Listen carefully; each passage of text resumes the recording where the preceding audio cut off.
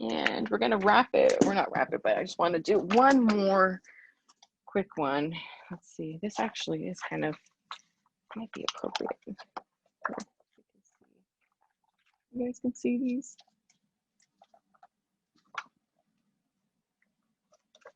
Up one more for you. You'll be able to see. We'll do back to tigers. So kind of gone around full circle. We've gone and drawn whales and elephants and fantasy creatures. Now I want you to see again, this is new tigers, but tigers again. And these are lounging tigers. Now we're doing figure drawing. This isn't just anatomy. This isn't just like, let's study its bones.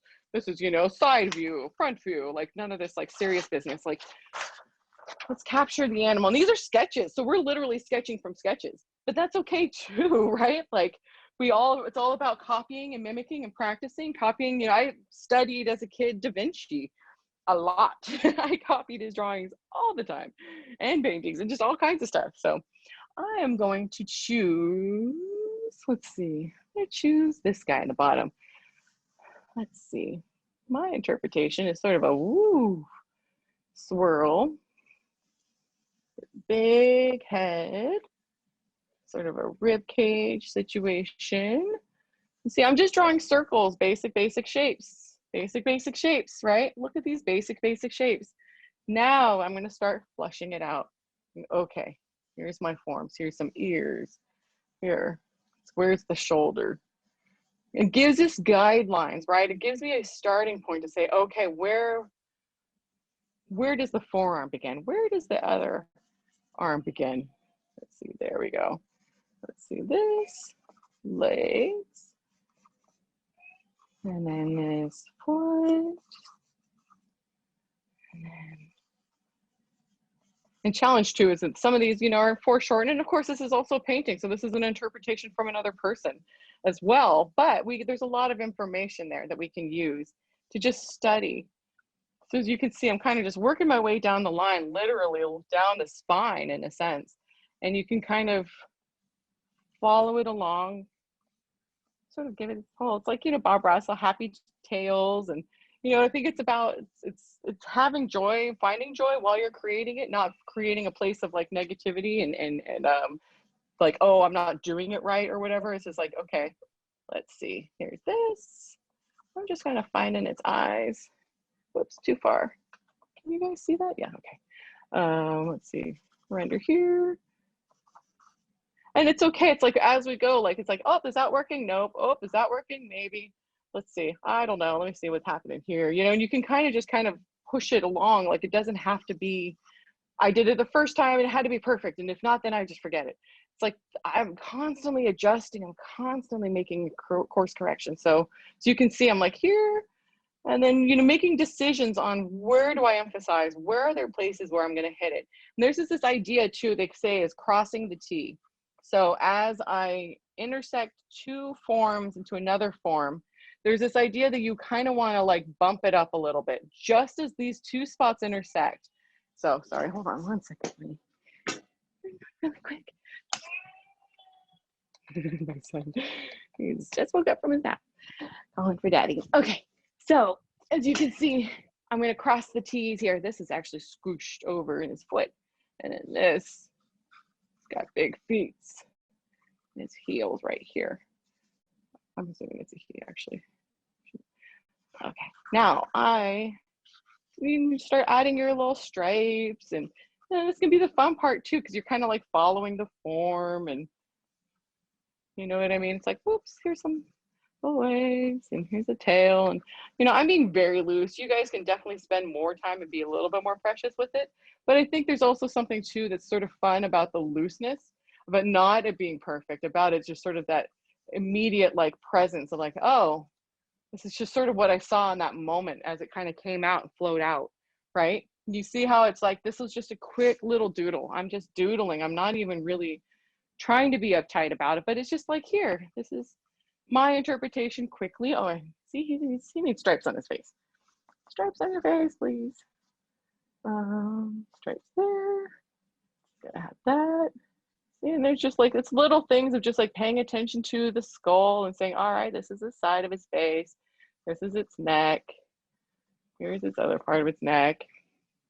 It's got its mouth kind of open. So you can see it's all dark.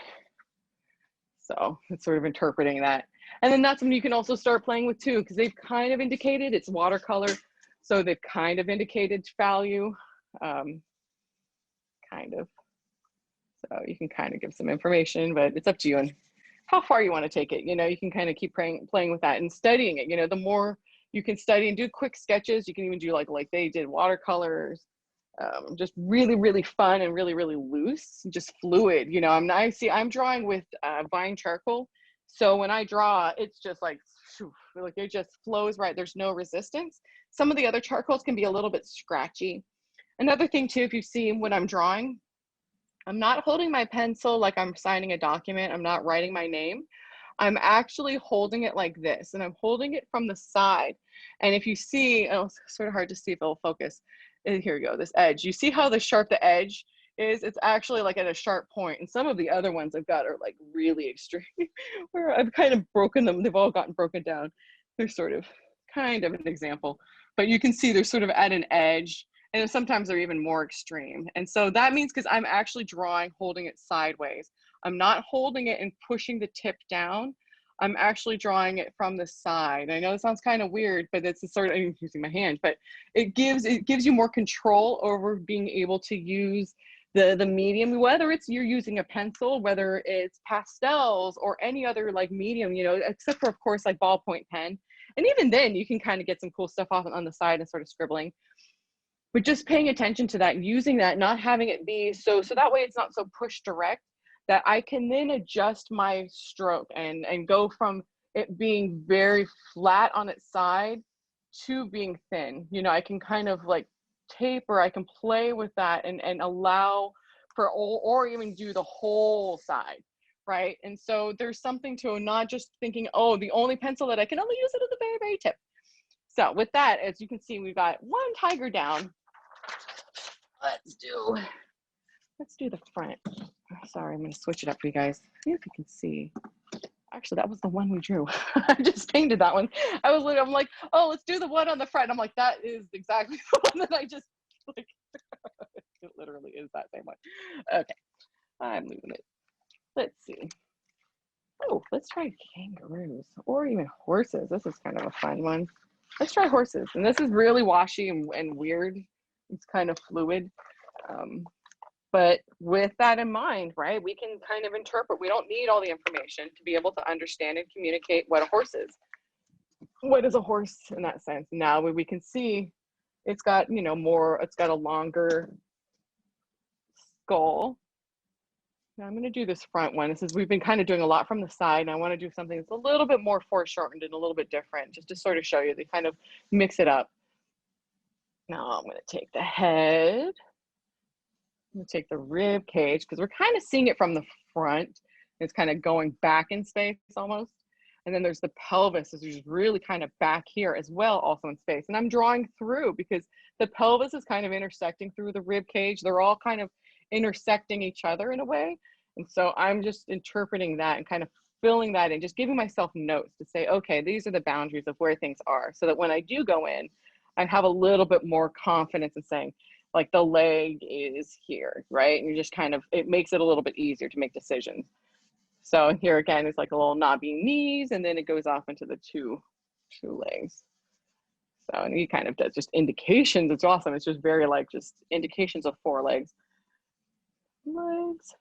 Well, it's kind of a bowing shape. So you can see, I mean, we're just doing quick studies. Long neck. Now I'm overlapping these forms, and this is what would be called foreshortening. I'm basically, if you can see, imagine if I'm drawing a cylinder that's sort of going off in space, right? And so that cylinder shape is the shape of the body. The horse is sort of this sort of fuselage, really. If you think about it, a horse's body is this sort of round or like cylindrical form that doesn't really bend or squish either. And that's what allows them actually to run and to, for great distances. They are able, they're sort of this, and it's literally the example is a fuselage. It's like a plane in that way. Its body is just this rigid shape, and so they're able to, like, they don't bend or move or flex as much. Where a cheetah, it bends and flexes, and its spine is moving, and it allows it to go really quickly, but it can't sustain it for very long. This is actually designed to run for a long time and for great distances. It's for endurance. This is designed to run for endurance, and so that why everything's compact. It's tight. And it's all squished together and it's very present. And there's not a lot of, you don't have to move a lot to be able to like get what's happening. And so that, we're just gonna add some ears. Suddenly, all of a sudden, literally just adding the ears, it's like, oh, that's a horse. Isn't that funny how your brain just kind of like doesn't need much information? And so again, that's why I say, like, you don't have to tell the whole story. You don't have to be, it's like, you know, when you're reading a book and someone's describing a scene, sometimes you're just like, you know, and they're sitting there describing, and then the curtains are really cool. You know, you're just like, oh my gosh, stop. Like, I can't, like, it's just too much detail. So sometimes even in art that can happen. It's a little tedious if it's like you're telling every tiny, tiny detail. You want to let the viewer do some of the work. They need to be able to, in their sense, put their interpretation into it. That's what was beautiful about Picasso, is that he let the artist or the viewer determine a lot of what was happening and what they were seeing. And so you get to fill in the blanks in a sense. They let your brain do some of the work. And so they don't have to say every little note, you know, describe every tiny detail. You can kind of just get the gist and be like, yeah, okay, I get it. It's just sort of, you know, it's a horse. It doesn't have to be super, super detail precise. So now I'm kind of filling in with a value because this is a painting. So, and it's a very loose gestural painting at that. So I'm really not being perfect with it. This is the background, so it's a little bit darker. There's obviously some light source coming through from the top above. So I'm sort of taking that into account as I go through. Now this is actually its main, from what I understand the paint strokes to be. So again, that's interpreting, you know, I'm interpreting. Oops, I gotta give it its tail. There you go. So you see, really, really loose and fluid, right? But I'm not trying to be perfect. It's not exact, but it's a rough interpretation from someone from the side. You have to give it more nose. But you can see this is, again, I'm thinking about different shapes. I'm looking at it, I'm breaking it down into different forms. I'm seeing triangles, I'm seeing circles, right? I'm not being perfect with it. I'm not being precise. You can be scribbly, you can be squiggly.